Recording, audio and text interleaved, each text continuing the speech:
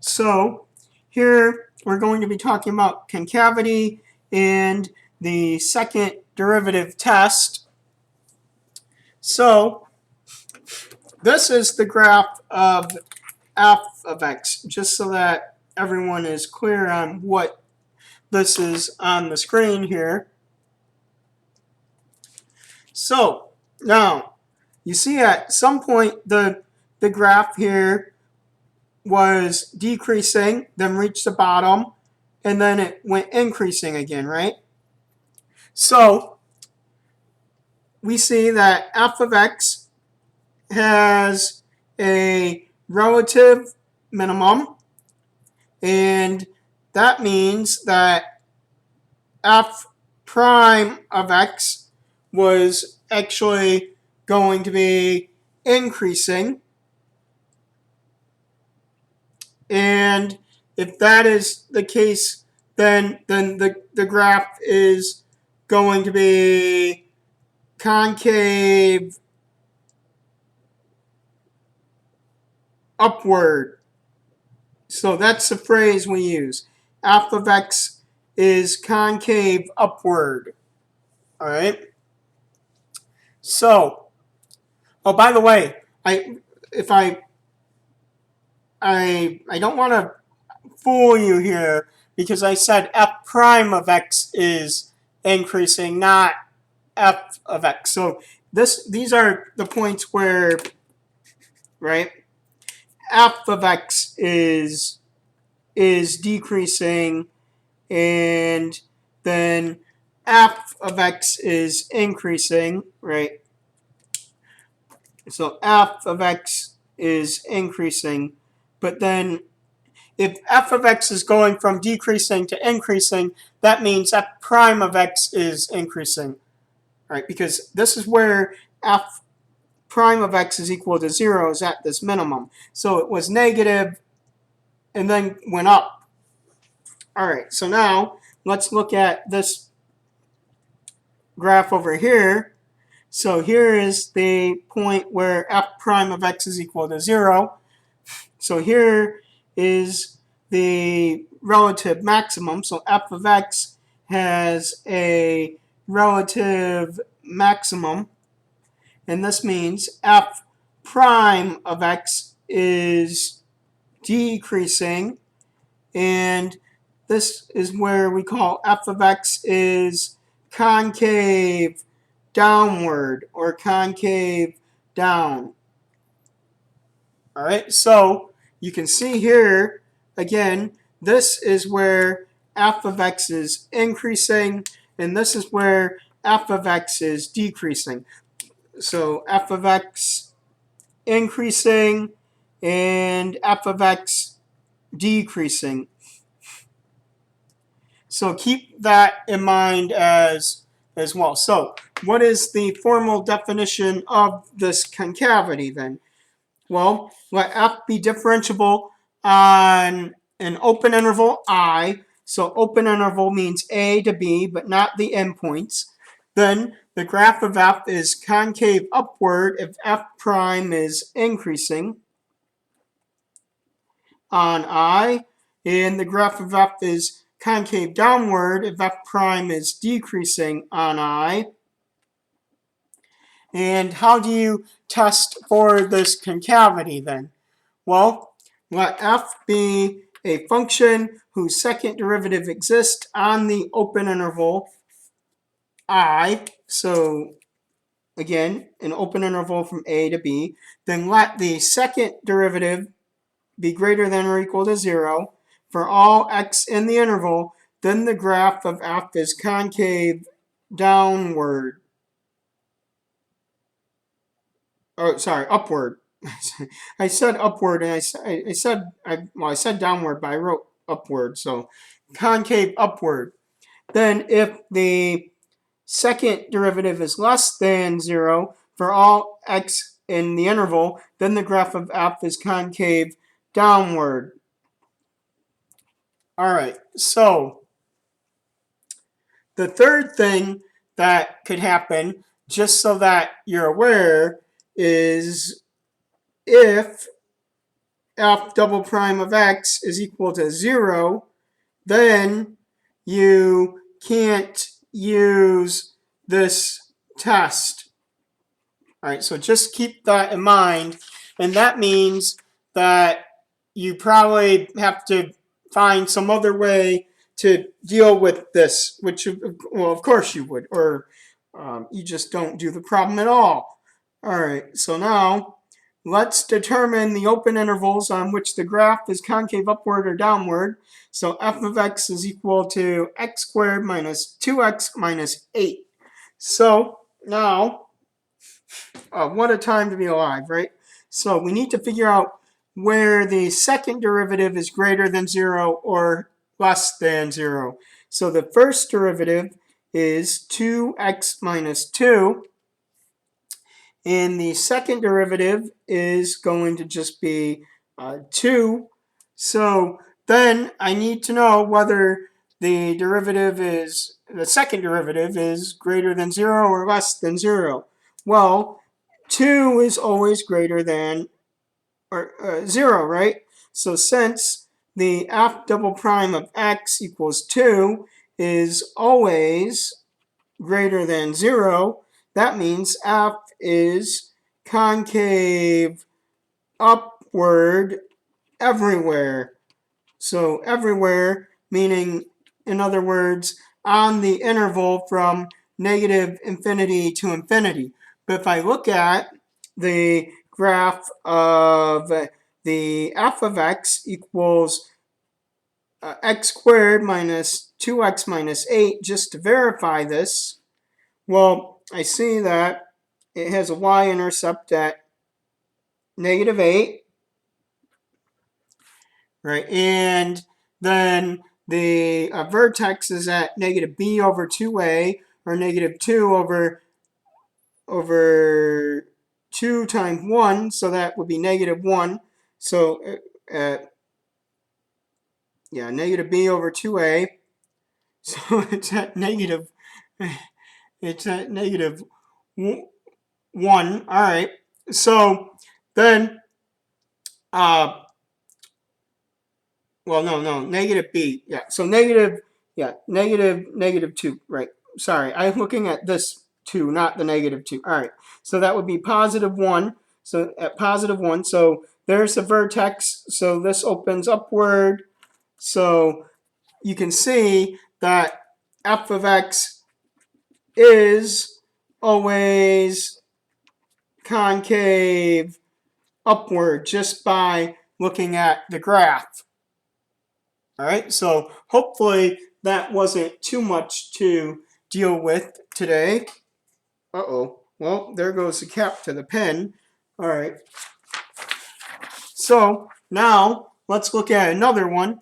Y is equal to negative x to the third plus 3x squared minus 2. So remember, if f double prime of x is greater than 0, then f is concave upward, and if f double prime of x is less than 0, f is concave downward. So this is what we're looking for, is where is f double prime of x, the second derivative,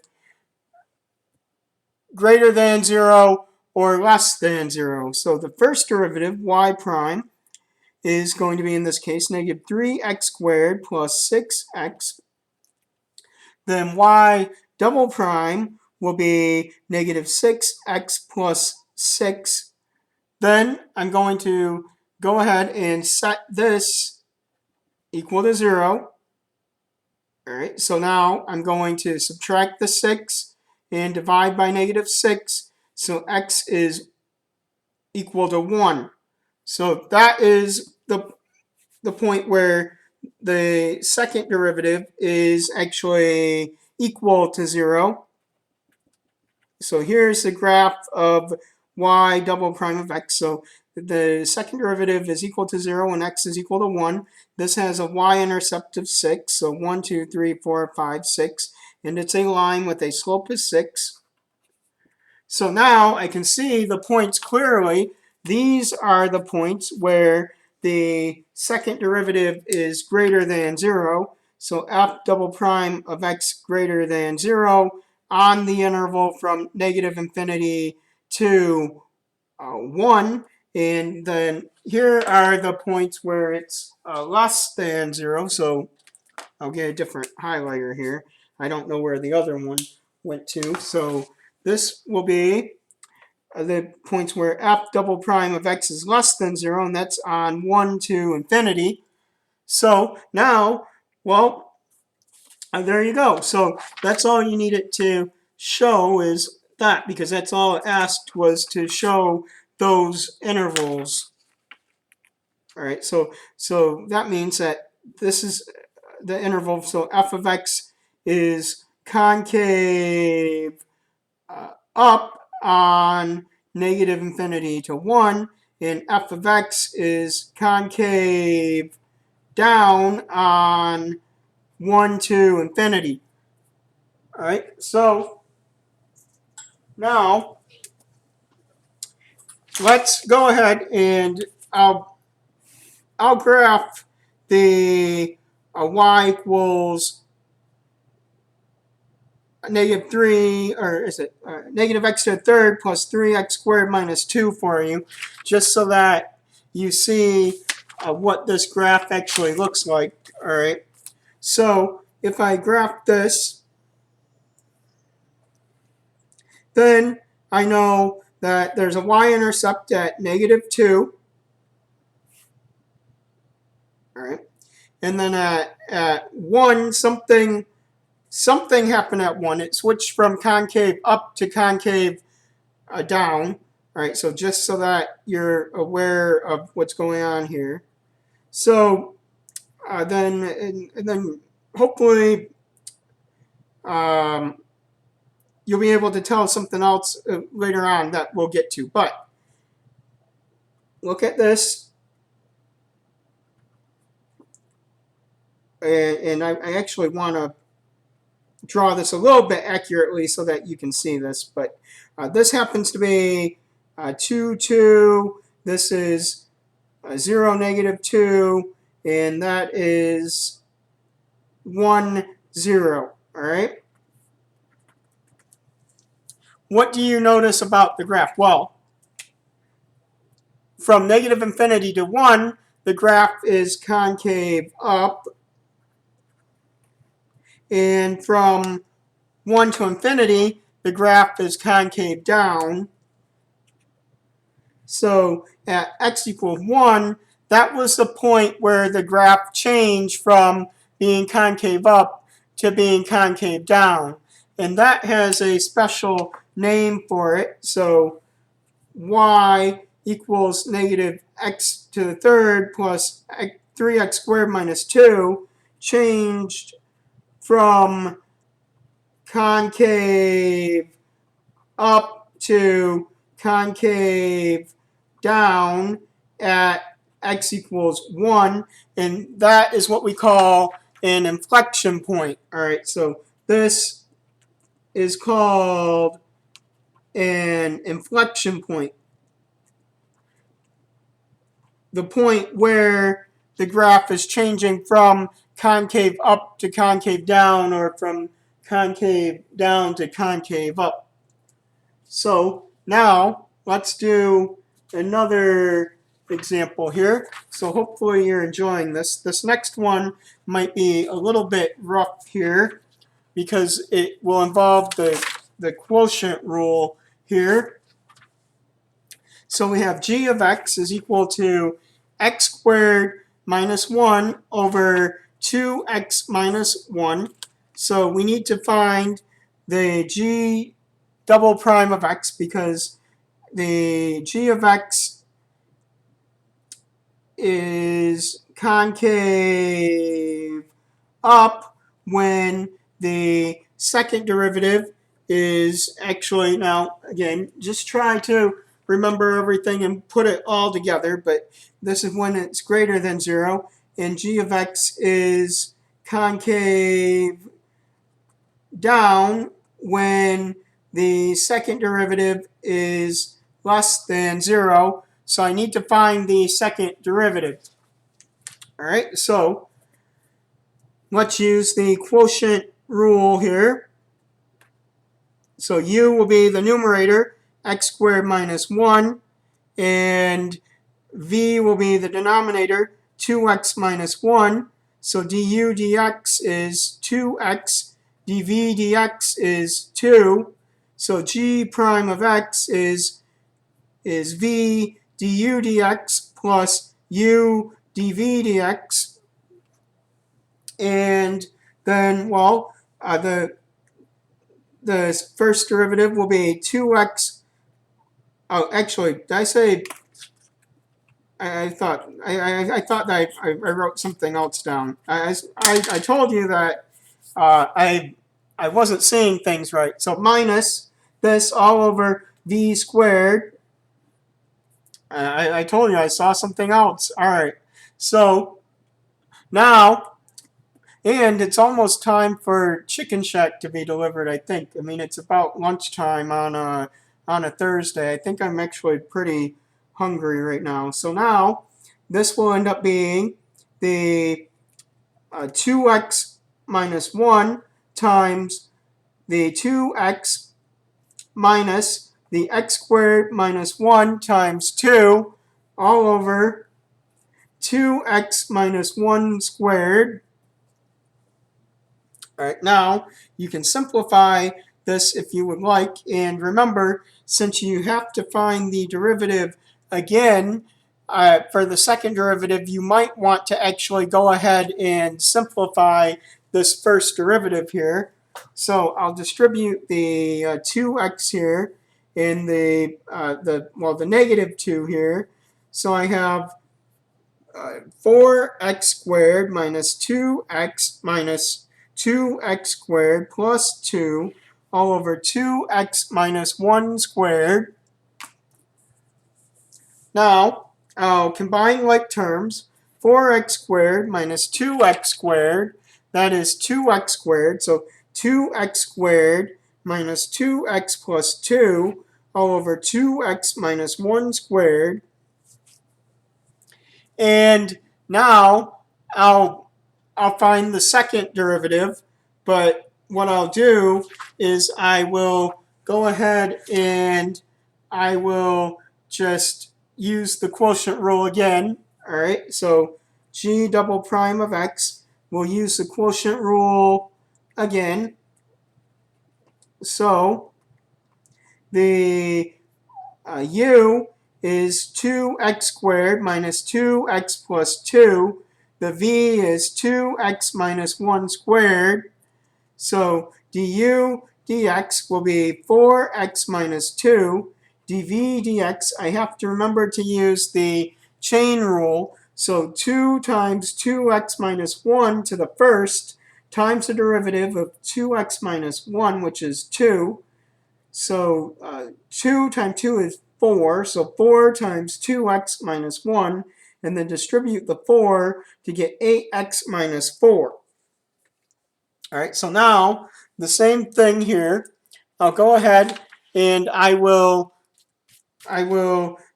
use the quotient rule. So this will be the v du dx.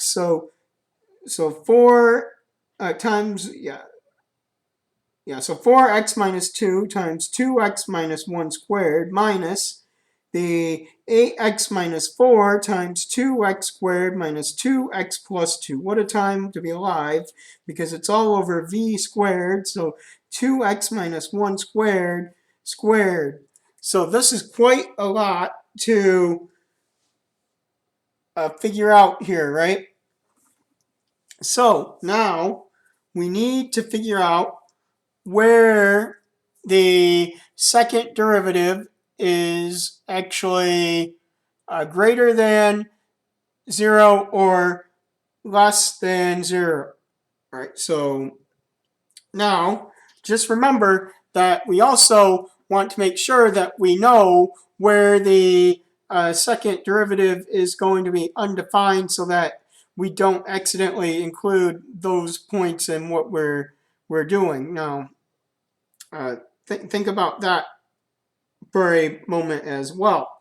All right, so we need to find then, more specifically, the critical numbers of g double prime of x, and these are the numbers where the g double prime of x is undefined and where the g double prime of x is equal to 0.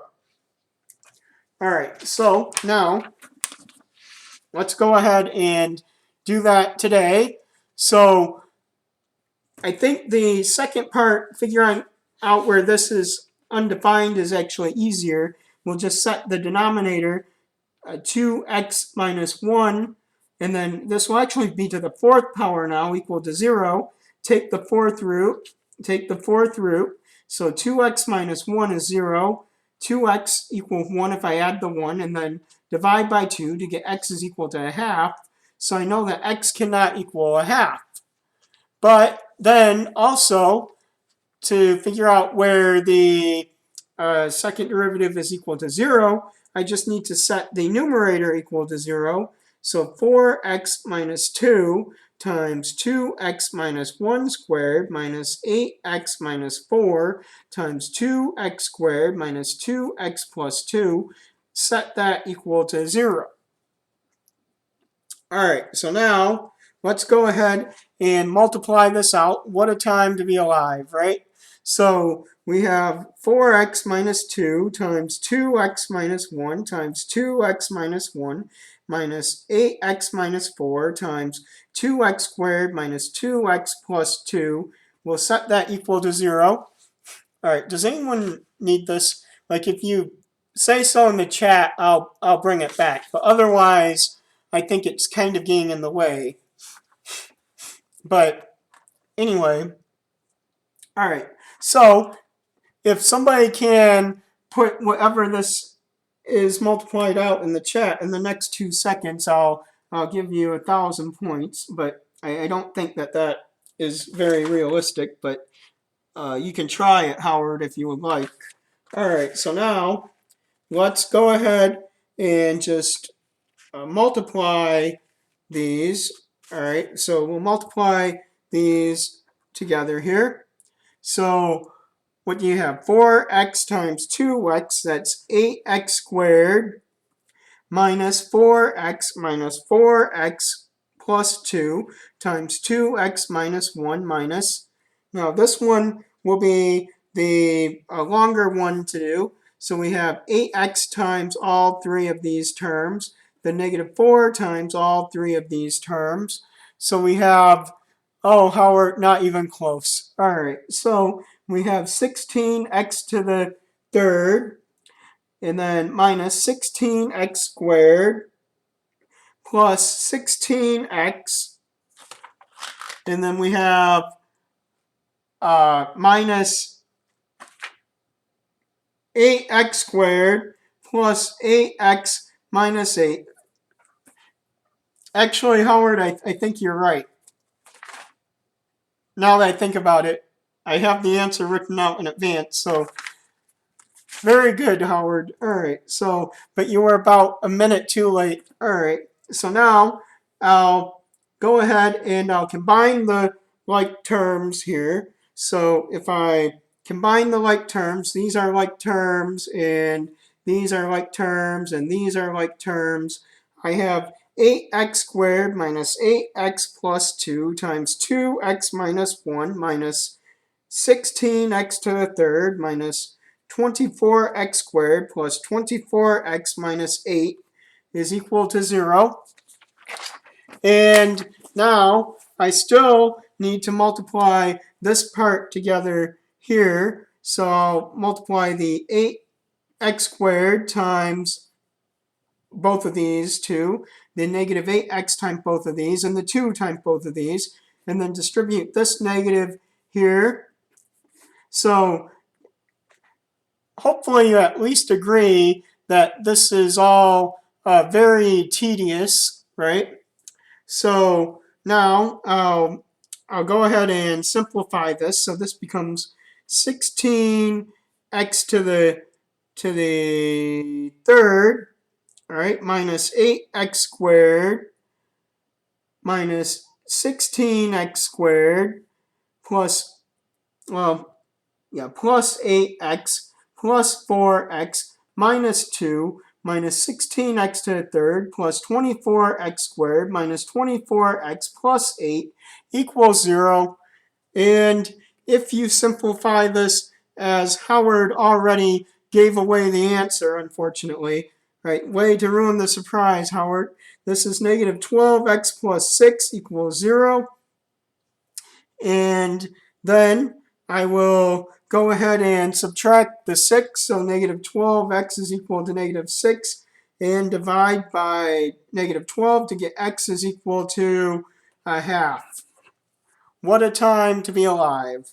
All right, so now I know that since there were no points at which the g double prime of x was undefined, that, in other words, what this means is that x equals a half is the only critical number of g double prime of x.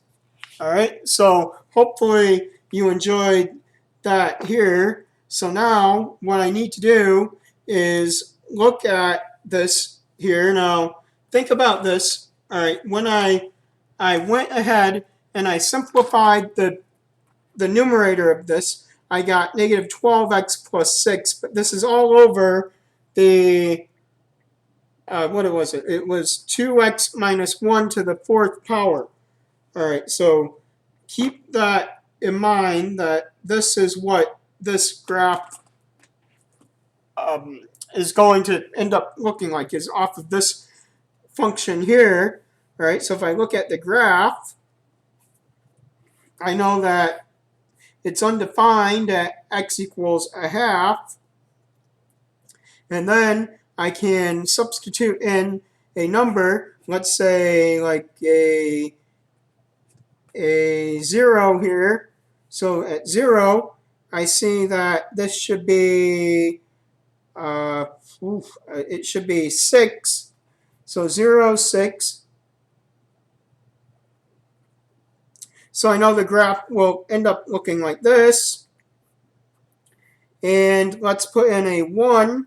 So at 1, I get a, well, that should be negative 6. So actually, yeah, 1. So this is a half, and this is 1. So 1, 2, 3, 4, 5, 6. So the graph looks like this. And now I can see the points clearly where the second derivative is greater than 0 and where the second derivative is less than 0. So these are the points where g double prime of x is greater than 0. So that means g of x is going to be, well, concave up. And here is g double prime of x is less than 0. So g of x is concave down. All right, so g of x is concave up on negative infinity to a half, and g of x is concave down on 1/2 to infinity. All right, what a time to be alive. So now I could go ahead and relate this back to the graph of g of x. Why don't I do that, just so that you can see the relationship here. All right, so let's just go ahead and, if I graph g of x, and g of x, that was about half an hour ago, so I'll remind you what it is. It's x squared minus 1 over 2x minus 1. And this graph, by the way, right, now don't get too upset about this. Like, I just am sketching this for the sake of showing you what this looked like. But we'll get more into the specifics of this next week, all right? So here is a slant asymptote, and the graph sort of looks like this toward its slant asymptote, and then like this towards its slant asymptote. So then you have to think about this, whether or not you agree that this looks like something that's a general shape of being concave up, and whether this is a general shape of being concave down. And it really is. All right, so if I think about, remember, concave up was like this, and concave down was like this. So I can see that this would have the general downward sort of shape, and this would have this general upward sort of shape. Now, what I do want to point out to you is that the graph changed from concave up to concave down, but in this case, there wasn't an inflection point because the function wasn't defined at x equals a half. All right, so g of x is not defined at x equals a half. So even though the graph went from concave up to concave down, because the graph wasn't defined there, that's not going to be one of the points of inflection, because the point of inflection needs to be a point that's actually on the graph. But this point isn't actually on the graph because the function is undefined at that point. All right, so I really feel like that's all that there is time for today. So just so that you know, like, we'll definitely have more talk of these inflection points, but at least now you already know how to find them. And then we'll also have the second derivative test in the next section as well.